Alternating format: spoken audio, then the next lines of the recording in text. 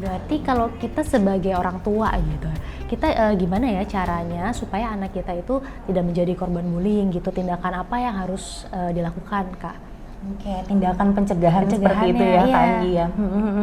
Ya, tentunya parents memang kita perlu ya melakukan langkah pencegahan terhadap anak agar anak-anak kita tidak terjerumus ke dalam aksi perundungan tersebut, baik menjadi pelaku maupun menjadi penyintas atau korban.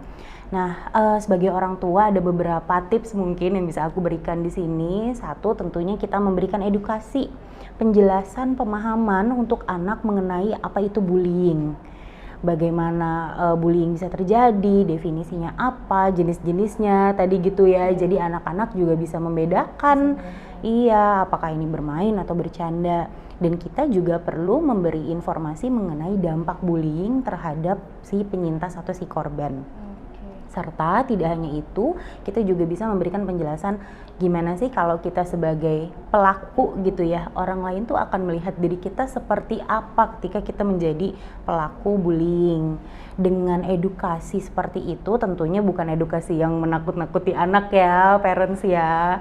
Dengan edukasi yang ramah anak seperti itu, banyak penjelasan dan diskusi, mudah-mudahan anak juga jadi lebih paham tentang perilaku bullying dan lebih bisa menghindari perilaku bullying. Itu yang pertama, banyak nih. Lalu yang kedua adalah tentunya membangun komunikasi yang hangat dengan anak. Nah, komunikasi yang ini bertujuan untuk membuat anak ini terbuka sama orang tuanya. Sehingga ketika mungkin dia mengalami sesuatu, baik sedang mengalami masalah personal ataupun memang dia memiliki masalah dengan teman-temannya di sekolah, dia bisa bercerita kepada orang dewasa yang dia percaya. Oke, Seperti jangan itu. sampai dia ceritanya malah ke pihak lain gitu ya. Walaupun mungkin dia bercerita ke pihak lain, tapi setidaknya kita sebagai orang terdekat anak di rumah, yes, kita harus tahu apa sih yang terjadi sama anak kita. Nah, tapi Kak Anggi ya, ngomong-ngomong tentang berkomunikasi hangat nih parents sama anak, memang itu nggak bisa dilakukan tiba-tiba. Nah iya, itu aku yang mau tanya itu gitu, karena kan komunikasi anak mungkin ada yang sudah terbiasa melakukan itu gitu, tapi gimana ada juga orang tua yang memang tipenya menjaga jarak atau bagaimana ke anak, itu gimana Kak? Iya, nah itu dia memang yang seringkali menjadi masalah gitu ya parents ya.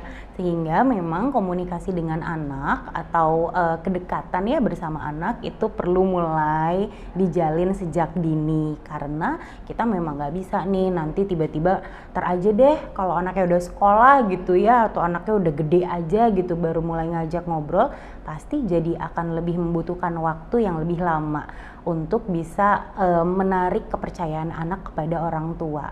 Luangkan waktu setiap hari minimal di misalnya sambil makan bersama, bertanya kepada anak mengenai kesehariannya, tapi tidak hanya bertanya gimana sekolahnya, gimana nilainya gitu ya. Iya, jangan akademis terus yang ditanya. Iya, betul sekali. Tapi apa yang kamu lalui hari ini? Bagaimana perasaanmu? Apakah ada masalah atau kendala yang kamu temukan?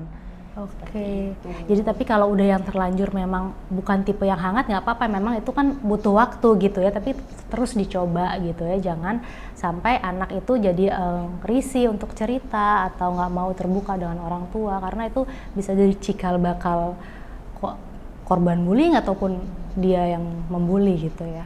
Iya, karena ketidakterbukaan tadi ya gitu. Nah, aku lanjut untuk tips pencegahan yang ketiga, yaitu menjadi model buat anak.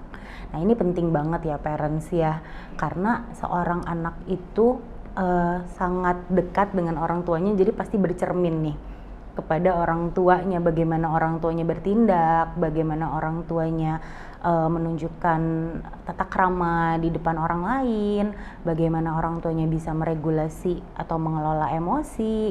Nah, kita harus memberikan panutan yang baik kepada anak gitu dari cara kita bertindak.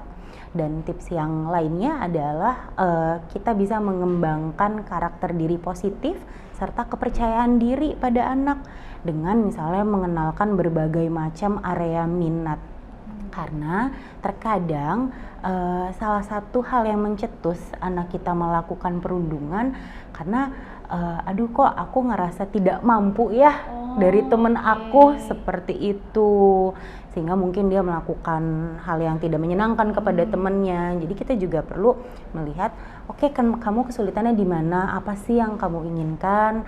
Oh nggak apa-apa, teman kamu senengnya di misalnya di sepak bola gitu ya, kita lihat nih kemampuan kamu adanya di bidang apa gitu. Dengan anak punya keterampilan ya, dia akan lebih ngerasa kompeten gitu.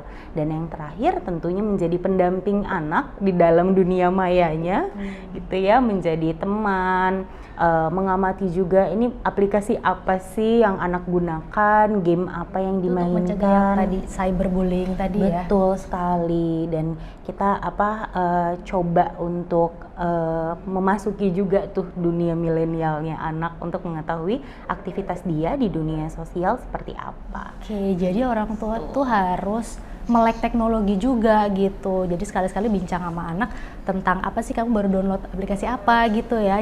Dilihat juga, dicek gitu, jangan terlalu dilepaskan juga gitu. Karena anak masih butuh bimbingan kan untuk menggunakan teknologi aplikasi dan sebagainya itu ya. Iya, betul sekali. Dan tadi yang mengenai diarahkan itu mungkin juga dengan diarahkan energinya dia tersalurkan ke situ gitu ya, bukannya aduh ngisengin apa lagi nih gitu ya. Betul sekali. Jadi lebih positif dan produktif gitu ya perilakunya anak.